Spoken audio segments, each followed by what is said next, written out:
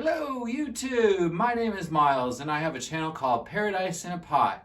And today I'm doing a collaboration with peacelilyplants. So how this is working is peacelilyplants and I are kind of getting to know each other, and then we also want our viewers to get to know each other too, and also to let each other's viewers know about the other. Because I think Lily over there has a lot of value to her channel, and I really want to help promote her and get her channel going and make sure that anyone who follows me knows about her, because I think she's got a really great channel, a lot of fun there, and it's a lot of value to it. So what we've done is we've both asked each other 10 questions. So I have here the piece of paper of the 10 questions from her to me.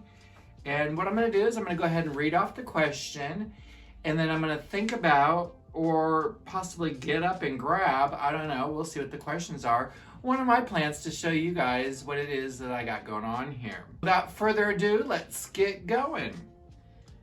So the first question Lily had to ask me is, if you could only have plants from one genus, which genus would you pick and why? Well, for me that's kind of an easy question, only because I like vining plants, pothos, epipremnins, ZZ plants, alocasias.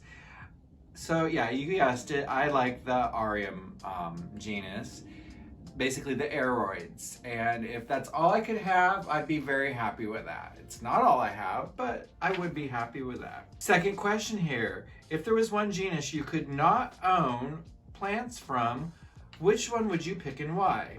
Again, easy, peperomia. They drive me nuts. They come to me and look easy, and they're not. I have been experimenting with peperomia. I have tried to propagate them, and actually I have right here a couple of propagations. One is successful, one is not successful. This is the same plant, the same cutting, done at the same time. Why one is thriving and one is not, I have no idea. But here we are. I could do without these. However, one of the challenges I've given myself in 2022 is to figure out these little boogers and figure out how to make them grow, thrive, and become one of my more favorite plants. The next question here, let's see. What is the first plant I ever owned?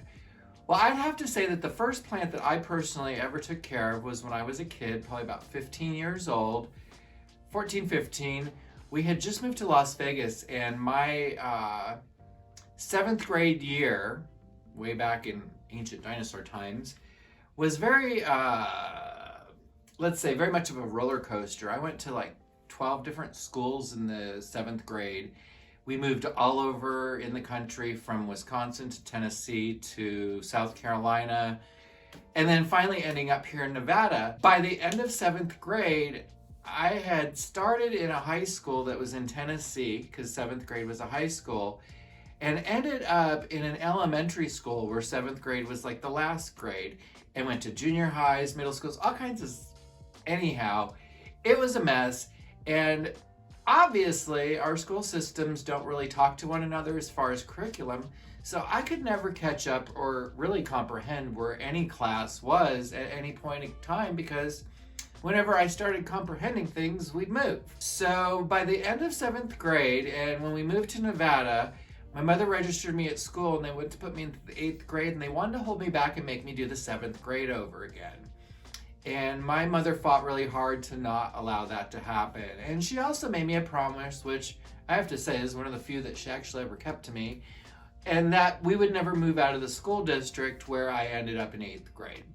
And that, for a fact, we did stay in that school district. So I did go from 8th grade until graduation with the same group of kids. However, my mother was also very strict, and for 2 years solid, because of my poor grades in 7th grade, I was on restriction. I was not allowed to leave the house. I was not allowed to watch television. I actually had all of my Lego taken away, which, if you know anything about me, you know that was like the only childhood toy I had. So I was basically reduced down to books and my bed. And for 2 years, while socially trying to figure out who I was in school, I couldn't go out, I couldn't meet up with people, so I just kind of turned internal. And in doing that, I turned to plants and they kind of became my friends. So back to Lily's question here.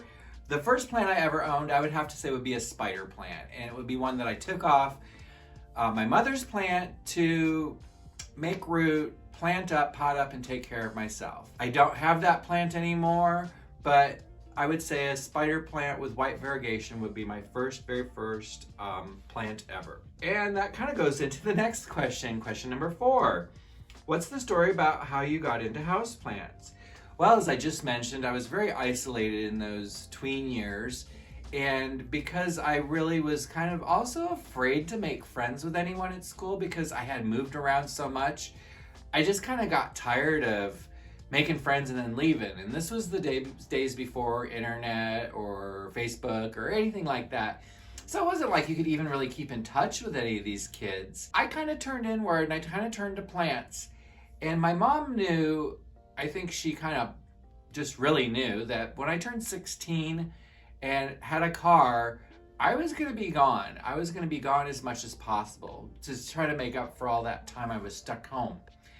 And so what I think she did to me, and maybe it was malice, but who cares, because it kind of ended up okay. But what she ended up doing to me was on my 16th birthday, she gave me all her house plants, and I think there was like 10 or 12, and told me that I'm now responsible for these. These are mine, and that when I turn 18 and move out, that I can take them all with me. I kind of embraced that actually, because I do like houseplants. I had liked them. They were kind of my friends while I was in my isolation. So from that point forward, I kind of got known as the plant guy.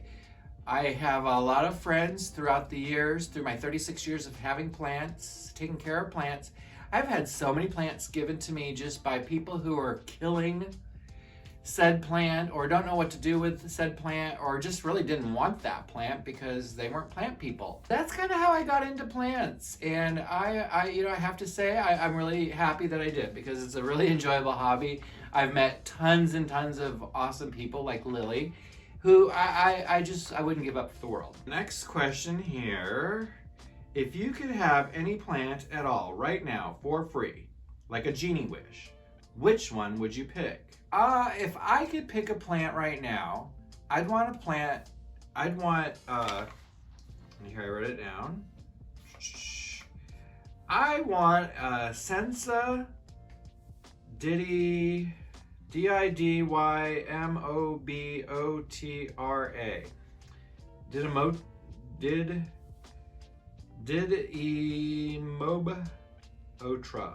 I would love to get one of these plants full grown.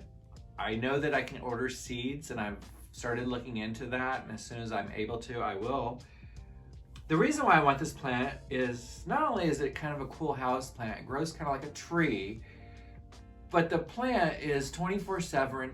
The plant is 24/7 fragrant, like fresh made popcorn. I've smelled this plant only one time, and I never knew what it was called.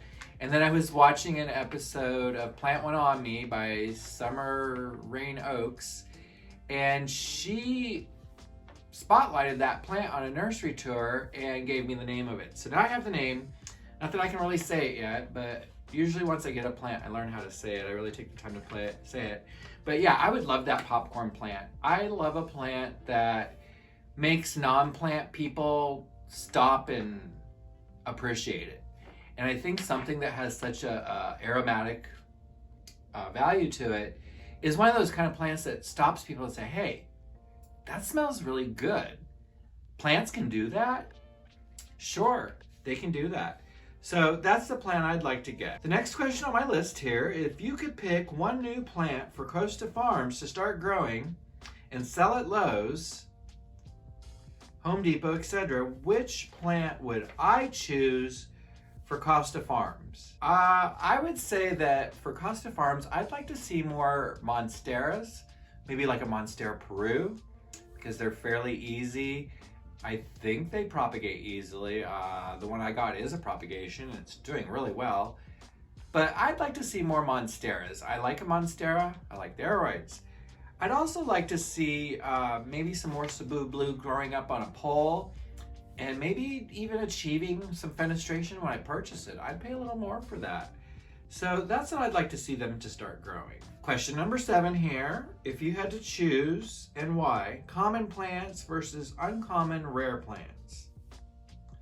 So what I think she means here, if I could only have common plants or uncommon plants, which would I would choose? Well, I'd have to say common plants, only because common plants fill up a vast area for relatively little money, and sometimes you're just looking for that feel that you're in nature, you're in the woods, you're in the jungle, whatever it is you're trying to feel.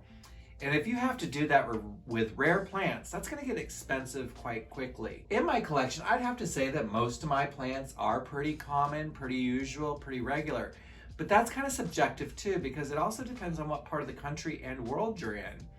I know that there's some plants that I have that I find very common, that I see in the grocery store all the time, that say someone in Lithuania, for example, hi Svetlana, she might not ever see that plant that to me would cost $2 or $3 at the grocery store. For her, it might cost $60, $100 to get it shipped over there. I'm gonna say common plants all day long, because common plants have, from the get-go, given me joy. All right, so question number 8 here. What is the last plant I have killed? The last plant that, and I don't know if I killed it or it was just built this way, because it kind of feels like it was built to do this, was a Tritoscandia pink panther. Kind of looks like the Nanook Tritoscandia, but like shrunk down to really tiny size. It's really cute. I had a really full plant of this. It was actually the very last plant I had ever bought from Gaia Flowers, so that had to have been back in May of last year. Anyhow, this plant was doing really good, really good, really good. It went under my grow lights. It started getting really tall. And then all of a sudden one day, all the height fell over. And all I was revealed was like this dead mass of leaves. And I was like, well, gosh, that doesn't look too good. So I tried to clean it up. It wasn't cleaning up. It's really tiny leaves, so it kind of gets monotonous after time. And everything that kind of flopped over started falling off. And I don't know if this is maybe this plant's way of propagating itself because it's no longer happy in its container. I don't know. I couldn't get any propagations to take. I tried several different ways to propagate it, with moss, with water, with perlite, and I just could not get this plant to propagate, reroot, start over, anything. And the mother plant eventually just became such an ugly mess that I was like, you know what? I'm done. So that's the last plant that I would say I killed. I try not to kill plants, and when I do get close to killing a plant, I usually try to make sure I try to propagate some of it and save it. And 9 times out of 10, that does happen. All right, so the next question I have here, question number 9. What is your favorite plant species? Well, I would have to say, of all the house plants that I have, there is one particular species that I have many different varieties of. And it's kind of interesting because this plant really is, I guess, a little bit like a dog, in the fact that, you know, you can have a little Chihuahua, or you can have a giant Great Dane, or you can have a German Shepherd, all kinds of shapes, sizes, and colors. And it's still just a dog. And the plant I'm talking about are the Syngonium podophyllums. These guys come in so many colors. You got the white butterfly, you've got the Maria, the pink berry illusion, the berry splash. There are so many podophyllums, and I would say I probably have about 6 or 7 of them in my collection right now. And no two look alike. Even the 2 Marias that I have, or they're both called Marias, they look like they could be different plants, only because their coloration came in differently for each one. They came from 2 different sources. One I picked up at grocery store, and the other one was a gift to me. And I'm not sure exactly where she had gotten it. But anyhow, podophyllum, Syngoniums, I would have to say are my most favorite because they're the most diverse, they come in the most varieties. For me, they're just really easy to care for. I would say that the white butterfly, and I think we called it the moonshine back in the 90s, but the white butterfly it's a weed. It really is a weed. And I just recently learned about heterophyly, and that's where the leaves will change shape as the plant grows, like kind of like how you're looking for the fenestrations in an epipremnon when you grow it up a pole. That's called heterophyly. I did not know that syngoniums went through this process and go from that 1 lobe leaf to 3 lobes to 5 lobes to 7 lobes. So that's kind of been one of my challenges lately, is to get a syngonium podophyllum to grow up and have that heterophyly. So that would be my favorite species of plant.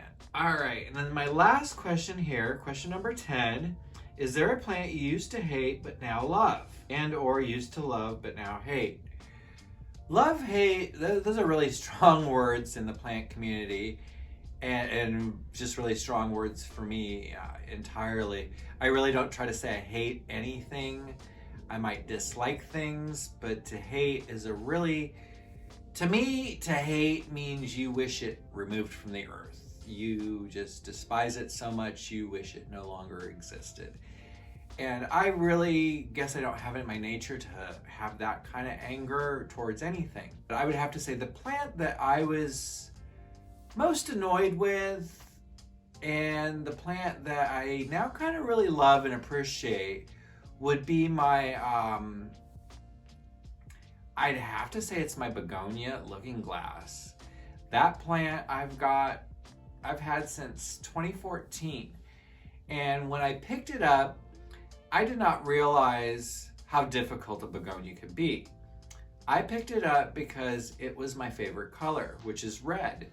And it had such gorgeous red leaves and silver shiny leaves, and I'm sure you all know what a looking glass begonia looks like. It was just so stunning and so lovely and so beautiful. And I took it home, and it almost immediately started to die. And I would change its environment, I would look up and see what to do, I would try to fix it. And this is when I still lived in Boise, Idaho, so we were kind of close to the river. So the humidity levels, I'm sure, were a lot higher where we lived there than I do now. But I could not get this begonia to really do much of anything. As I don't try to kill a plant per se, and I don't ignore plants. Even if I'm frustrated with it, I can't ignore it. I have to see what I can do to try to get it to grow. So I did all kinds of things. I transplanted it, I moved it, I made pebble trays to try to increase humidity. I tried to find sunnier windows. I bought lights for it to give it more lighting. And then finally, it started to grow. And it goes through these cycles where it'll grow and then die off, and then grow and then die off.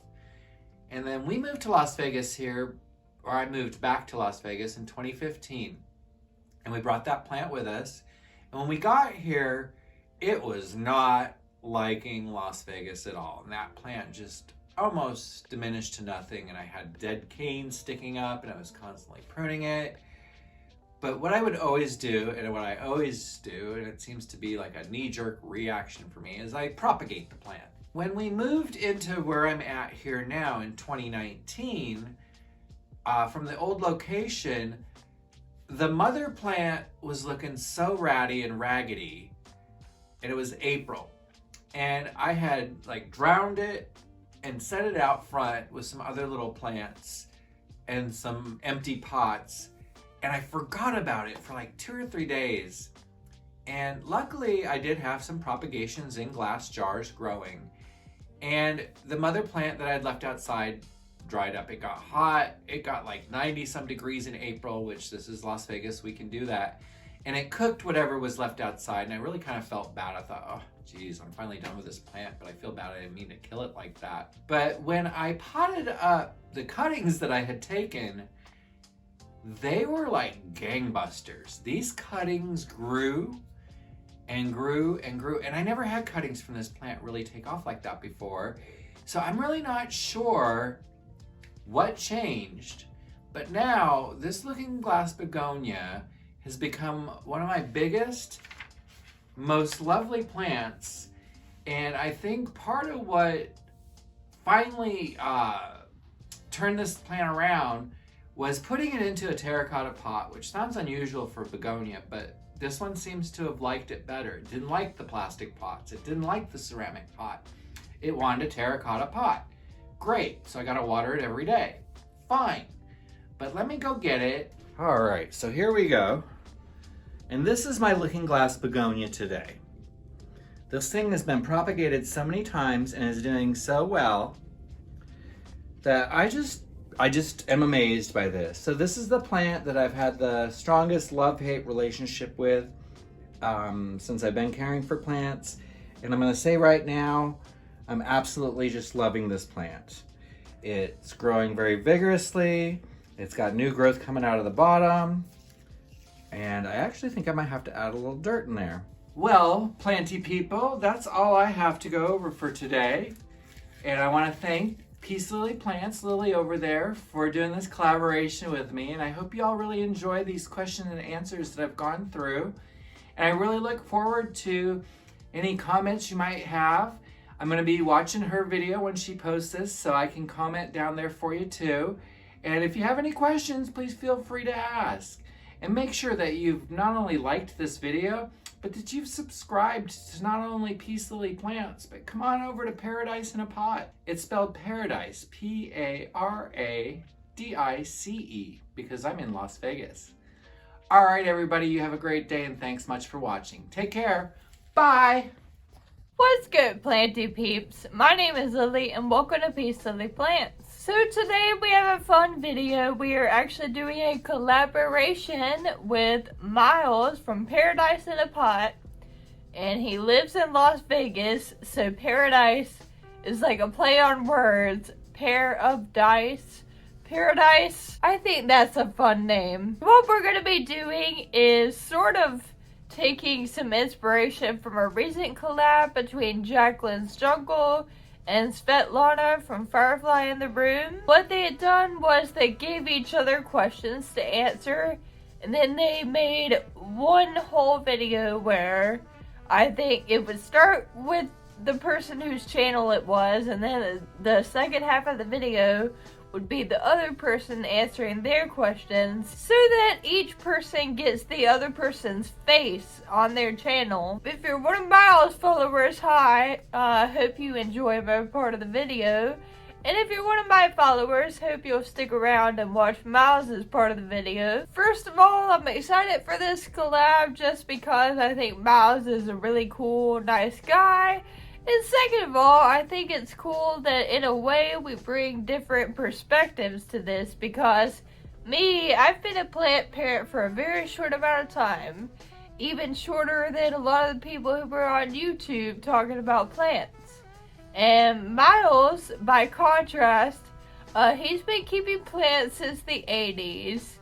So he's had plants since before I was born. Hopefully that didn't make him feel old. I'm so sorry, Miles, if it did. But on the bright side, that means he has a lot of experience and hopefully a lot of expertise based on that experience. And he has a chill vibe and he uploads often. So, you know, if you enjoy his part of the video, please subscribe to his channel. So before we dive right into it, please go ahead and like this video. I know you haven't watched it yet, but you're probably gonna like it. And subscribe to my channel. We got the list of questions over here. And the number one question, what is your tallest plant? I will put some footage of it over my face right here. It is a humongous Sansevieria, aka snake plant. I forgot the species name. I think the common name is mother-in-law's tongue. I literally never bring this plant up on my channel, like most of you watching probably would have had no idea that this plant existed until this moment, only because it looks so bad that it just seems kind of embarrassing to bring it up, to be honest. I keep looking over here because over here is where the plant is, and I'm looking at it and it's really leaning over, and I'm not sure if it doesn't like how far away it is from the sun or if it got too dry.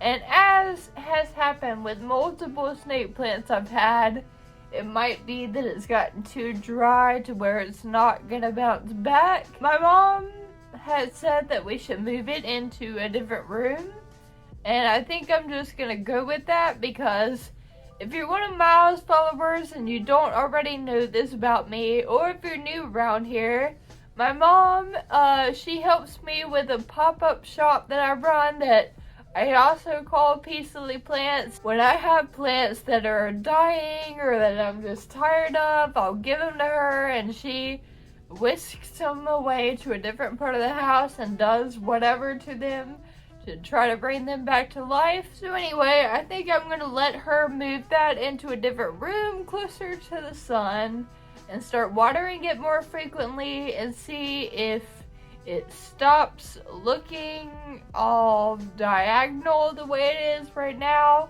or if it's too far gone. Next question, what plant do you have more than one of and how many? So this is going to be the question out of the 10 that I brought the most props for, because I thought you would like to see the plants that I have multiples of. So let's start with the ones I have the most of, three different specimens. First up, we have Philodendron micans, the velvety leaf, heartleaf philodendron. I have this one. I have a larger one, not that big, but larger than this. And then I have one that I grew just from cuttings that I foolishly bought on Etsy in my early days as a plant parent, when I didn't know that you should not buy unrooted cuttings on Etsy. Another plant that I have 3 specimens of is the good old classic green heartleaf philodendron, aka Philodendron heteroraceum or Philodendron cordatum. I'm going to try to do better of saying both the common name and the scientific name of every plant, so that maybe I won't feel obligated to put the names of them on the screen. Just one less little irritation for me. Little bit less work. But anyway, back to the point. Just a beautiful, simple, but awesome plant. And I love this guy. I also have multiple string of hearts. And it's hard to pin down an exact number. Oh, by the way, the common name is string of hearts, and the scientific name, I believe, is Ceropegia woodii. So I have this normal green one. I have another normal green one over here in the window. I have a Frankenstein pot, aka collage pot, that has a little bit of normal, a little bit of silver, and a little bit of variegated. Funny enough, that one little strand of variegated is the only one that I've ever managed to keep alive. So we'll see if I'm able to propagate that and make a bigger plant eventually. And you see back here, I have another silver one, and I have a string of spades back there as well.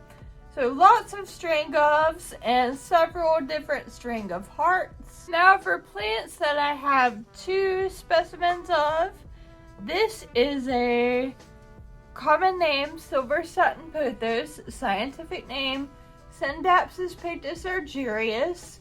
Once again, as with the green heart leaf, it's just a simple, common, yet oh so beautiful and lovely plant. I just adore it so much. I mean, I feel like it's kind of underrated because, you know, when people are so used to seeing something, they appreciate it less. But man, this is an absolutely gorgeous plant. Back here you see that I have a neon pothos and I have 2 different ones of that plant. Then over here, sitting on my desk, I have a few things pulled down. I have 2 different marble queen pothos. This is one of them. I feel like this plant always looks a little thirsty for some reason, but she does well. She's growing a new leaf here, and I think somewhere up here She's unfurling one. This is a lemon lime heartleaf philodendron. I have 2 of these.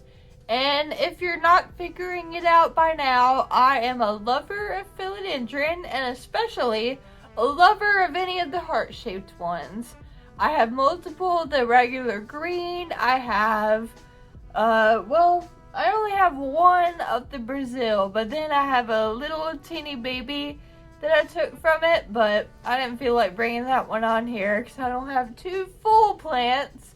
But anyway, philodendron micans, normal green heartleaf, and this neon heartleaf.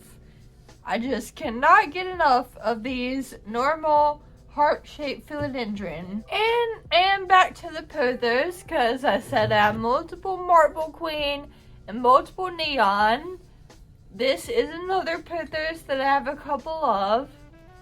This is a Cebu blue pothos. What is the scientific name? I know it's an epipremnum because most pothos are part of the epipremnum family. And I forgot to say the scientific name of the marble queen. I believe is Epipremnum aureum marble queen. I don't know. I love the fact that it's not very showy, and yet when you get up on it, it's just such an interesting hue of bluish silver. And those are the plants that I have multiples of, mostly heartleaf shaped philodendrons and pothos. And I guess the reason I have multiples of those is because they are not very hard to keep alive. And if something is hard to keep alive, then I'm lucky if I have one that is staying alive, much less multiples. Question number 3, what is your fastest growing plant? Well, even though we just brought this up, my string of hearts are my fastest growing plant. This girl specifically seems to grow like a weed. I remember that we gave her a haircut up to about here, maybe 2, 3, 4 months ago, and she's already grown a bunch of more. And let me just throw this out there for you guys. I got this from a wild fern video a little while ago. She said that she never had that good of luck with string of plants because what would happen to her that has happened to me, that's probably happened to many of us, is that the hearts or the arrows or whatever shape it is, they'll start out largish, and then as you go down the vine they get smaller, smaller, smaller. And she said the way that she adjusted her care that really made the big difference is that she started to give them more water, because the common advice you hear is to essentially treat them like succulents and basically deprive them of water. But really you should be watering these about as often as you would water, I don't know, pothos, philodendrons, just most of your normal plants. You should water the string govs about that often. If you do that, you will be like wild fern and start to get the big hearts. And maybe I can zoom in here, but even at the bottom of the vine here, the hearts are still large. I don't know if this statement will freak anyone out. Bear in mind, these are southern facing windows, and most of my string govs are in terracotta, but I water them literally once a week. So take that for what you will. Number 4, which one of your plants has the least amount of grain to it? Let me pick it up here. Good old classic ZZ Raven. The scientific name is 2 Z words, hence the name ZZ plant. And there's a green version that is usually called green ZZ plant.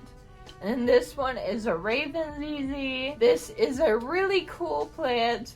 Would make a really cool gift because most people have not seen this, and it's a pretty novel idea to have something that is alive yet black. And this guy is a trooper. I don't water him that often, and he's perfectly fine with it. Okay, the 5th question. What store are most of your plants from?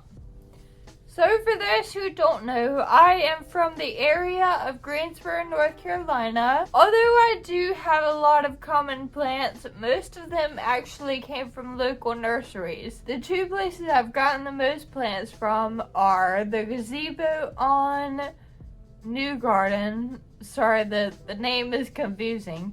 The gazebo on New Garden, which is on Lawndale Drive in Greensboro, and the big greenhouse Greensboro, aka Plants and Answers, which is on Spring Garden Street. Number 6, which is the very first plant you ever got? Well, the first plant that I was ever given, it's a little too complicated to try to figure that out. So the first plant that I ever bought was a red Maranta, aka a Maranta, it's an L word, Leuconera. I'm just realizing as I'm filming this that no one ever says the name out loud. But it is more commonly known as a prayer plant.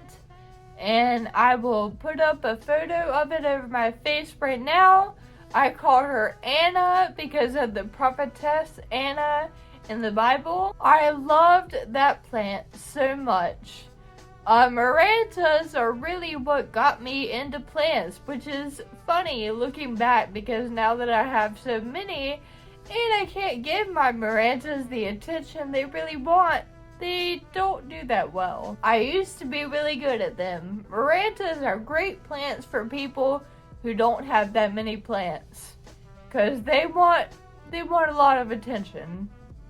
I relate to that. Number 7, what is a plant that I keep but hate? You know, hate is a very strong word. A strong word that describes exactly how I feel about this plant. No, not really. I just wanted to set myself up to say that because I think I'm really funny. Just kidding. But yeah, I keep this guy because he refuses to die. This is a Peperomia piccolobanda that was once a tall, glorious plant, and then Lord only knows what happened. Who really knows with Peperomias what exactly was the final straw? Did I ever water it? Does it not like the soil? Does it not like the pot? Does it not like the lighting? Who knows? The little babies keep on trucking. So hey, maybe there is hope for this plant after all. I will say that maybe part of the reason I don't have a better answer for this question is because I give my mom all of my plants that I'm struggling with or that I don't like. So if we were able to go downstairs into her area, I could show you probably 20 different examples of plants that I genuinely hate. Which is why I didn't keep them. Number 8, how much was your most expensive plant? Let me grab it. A few months ago, I bought this white princess philodendron from Dade Plant Company on Instagram. And I paid, let me think. I know it was $200. It was something like $215, $220, $225, right in that area. And the leaves it has given me in the last couple months. First it gave me this leaf, which, isn't like overly remarkable, but it's a solid leaf with a few little white spots. And then it gave me this leaf, and at first I was disappointed, because I couldn't tell how much variegation was going to be on it. But then as it's hardening off, it's got this splotch on it. And I'm happy to see that the leaf that it put out second has a little bit more variegation than this one. So hopefully that's a good sign. I'm realizing right now that maybe it's not such a good thing that I'm so long-winded, because after this part I've still got to put in Miles' part. So we'll hurry up and get through the last 2. Number 9, which plant have you propagated and shared the most of? Especially for the Peace Lily Plants pop-up shop, and also occasionally as gifts to people. I've propagated pothos and tradescantia like crazy. At every event we do, we have multiple collage pots that have different kinds of tradescantias and pothos in them. And the heartleaf philodendrons, like the normal green heartleaf, I've propagated that a lot as well. So I guess heartleaf philodendrons, pothos, and tradescantias, really just because they're fast and easy to propagate and grow out and have new plants. Number 10, what plant are you going to trade me? Let me know what you want, Miles. But, you know, when I was talking about the string ofs earlier and how they grow so fast, if you don't have a silver glory string of hearts or a string of spades, then that might be a good one. Yeah, let me know. Let me know what you have and don't have. I'm open to trading just about anything. Alright, thank you so much for watching my part of the video, and hope you'll stick around to watch Miles' part of the video. Hope you're having a good day. Please like this video for me and also subscribe to my channel. And one more thing, wherever you are and whatever your circumstances, bloom where you were planted, honey. See you guys soon. Bye.